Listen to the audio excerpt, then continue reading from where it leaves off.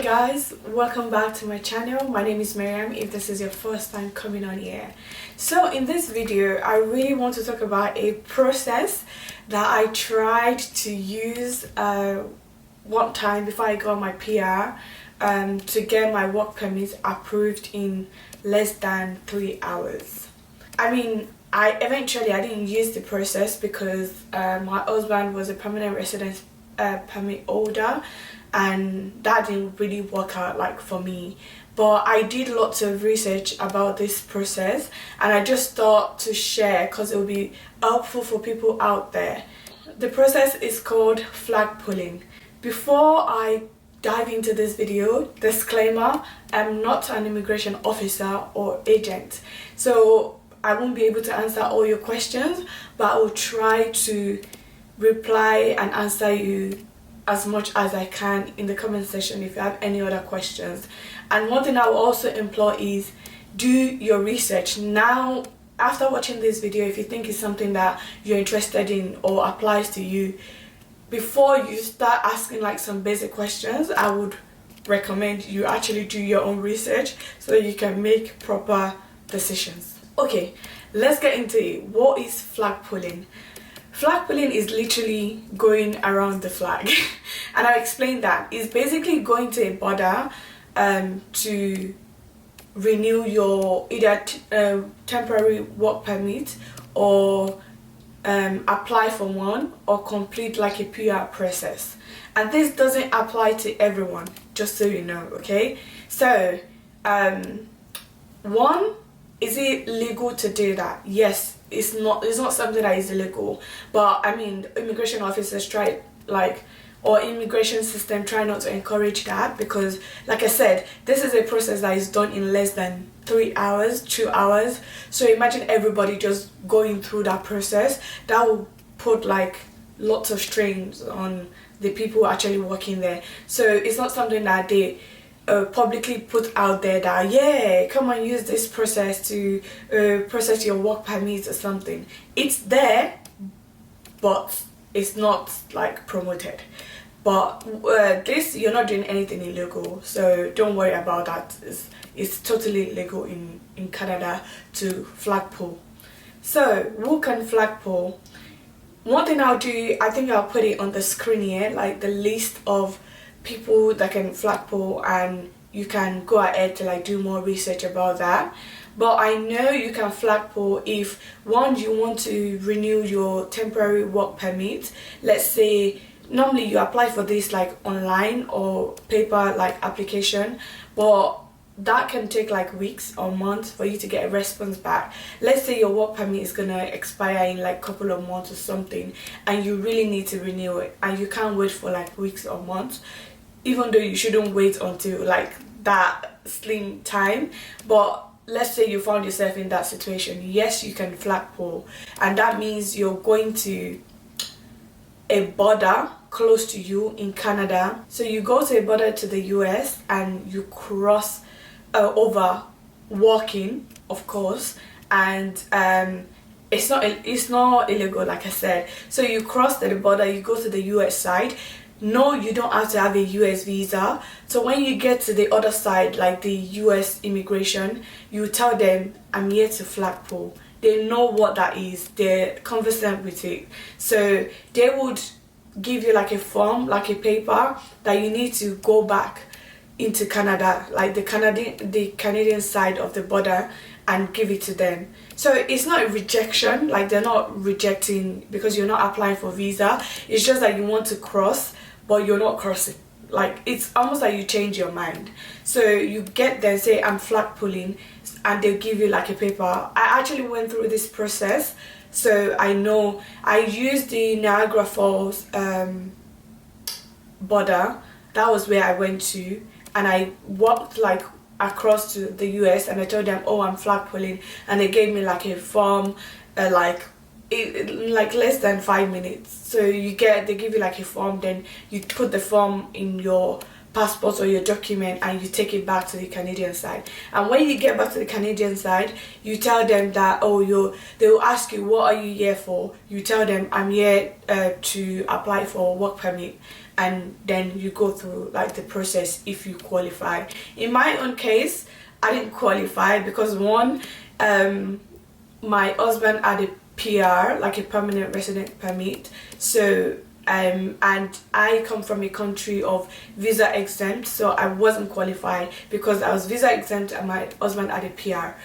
In a situation, so this is where I'm gonna say I will really apply to Nigerian, because I really want to dedicate this video to like Nigerians. If your husband or your wife is a student and they have a temporary permit or student visa or something like that, like you need to have a temporary permit, not permanent. If you have a temporary permit, your partner that you're legally married to, not your girlfriend or your boyfriend now, they can apply for open work permit.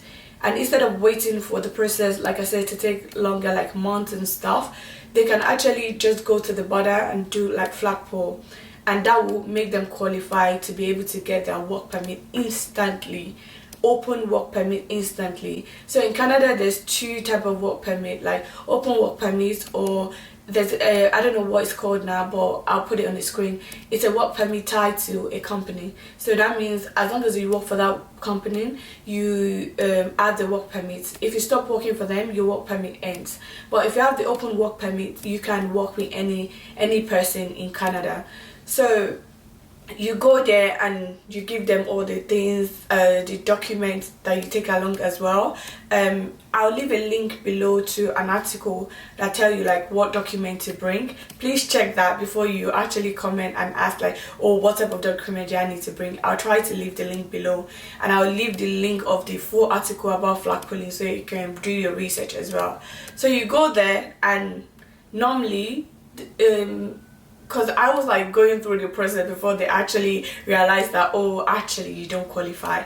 But normally they tell you to sit down. They take on the Canadian side now, when you come back from the US side, they tell you to sit down and they ask for all your documents, and someone take it, like process it. They'll give you a number, so when it's time for your when it's your number, they call you and they fill out the form.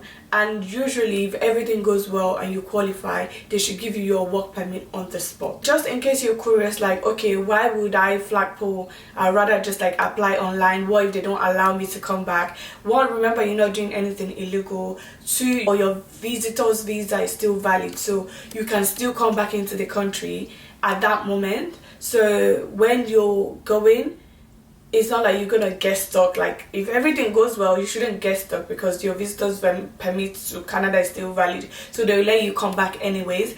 So I'll just say people mostly go through Flagpoling because they want a faster process, or maybe they have a job that is willing to offer them the job right now and they don't want to wait weeks or months before getting the work permit. So you can just Flagpole, get your work permit immediately and give it to your employer. Again, like I said, mostly generally I know to Flagpole you need to have like a visitor's permit, and one person needs to have like a temporary permit, or visitors, you need to have a visitor's visa and one person have a temporary permit. According to what the officer explained to me, you cannot Flagpole if your partner has a permanent residence permit. In my own case, that was what it is. So they just told me, oh, you've already applied for your PR and you've already applied for your work permit, you just have to wait. Because the work permit they give you, I think the reason why it's like that, the work permit they give you is the length of the time your temporary permit holder person is holding. So let's say your husband is a student and studying for 1 year or 2 years or something. So when you go to Flagpole as the wife or the husband, they give you the work permit of the length of 2 years or 1 year according to what your partner has. So I think that's why it doesn't really work well if your partner has a permanent resident permit, because they're permanently here. So how would they actually judge like the work permit they need to give you? And your work permit is not temporary, so it's like they need to give you something that matches that, which is, according to my own understanding, why it doesn't really work with permanent resident order. But I would say I will put the list of all the countries, like I said, and all the people that can apply for, that can flagpole, so you can do more research into that and just see. You never know, you might qualify. A few tips on where you should flagpole, that the advice that I would give. One, research the borders that you can flagpole. I mean, it's not just Niagara, like you can flagpole. You can flagpole like in any other border to US. But I'll just say research, because apparently some border officers are nicer in some places than the other. So according to people like online, if you go to certain borders, like they're very strict and they don't welcome the idea of you flagpoling, and they're just very like not nice with it. So again, the officer can say, oh, you don't have this, and just complicate your issues and reject you. So you probably want to research into where you go to and see if it's a nice place.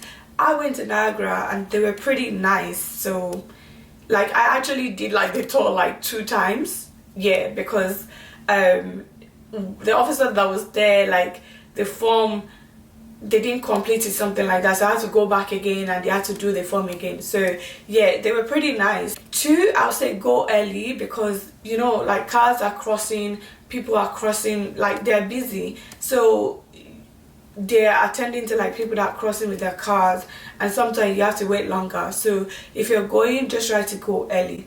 Thirdly, I'll say try to go during the week, because it's not as busy as going on weekends. So just know that you can't just go like weekends. It might be very, very busy because people travel mostly weekends. So if you go during the week, your process might be faster. And lastly, I would say check before you go to the border, check on their website, because some borders like have days they like process flagpoling. So they have like maybe processing flagpoling on Mondays and Wednesdays. They don't do it every day, so just so you don't waste your time going there and realizing, oh, they actually not processing flagpoling today. Do your research online to check like which border you're going. If you've already done your application online for your work permit and it's not coming and you want a flagpole, so your flagpoling application is a all new application. So I don't know what they do with the one online, but when you go and do your flagpoling, it's a new application. It's not like linked to like the one you've done online. I don't know what happens, maybe they just cancel it or something, but just know you can still do it even like after doing your application online and you've waited for long and it's not coming through. You can still go on flagpole. That's everything that I can say about like flagpole. So I would say it's advisable for you if you're on like visitor's visa, you're visiting your partner and maybe they're studying here, or like on temporary permits, and you want to start working, you want to have access to some things like the healthcare system. I would say, okay, go for flagpoling because your process will be faster. Or let's say you find a job and they're asking for your work permit, just like go on flagpole and you can easily like get your work permit done and start working. So if you have any question, please leave it in the comment section. And if you have any knowledge about this, if you've done flagpoling before, leave your experience down below, because that might be helpful for any other person reading. Thank you so much for watching. If you enjoyed this video, please make sure you subscribe to my channel. I'm trying to get to 3,000 subscribers. Hopefully I can celebrate that with you guys very soon. But that's the end of this video, and I'll see you in my next video. Bye guys.